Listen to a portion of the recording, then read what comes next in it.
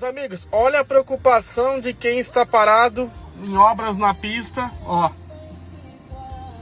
E tem um carro elétrico ar ligado, geladinho, ó, no 1. Ouvindo um zezé, não gastando combustível, no conforto.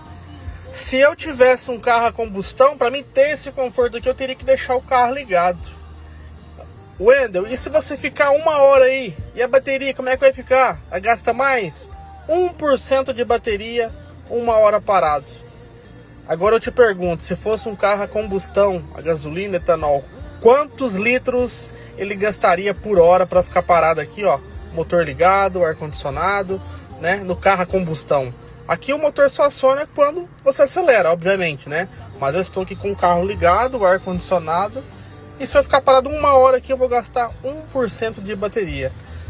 E tem gente que fala mal, né, gente?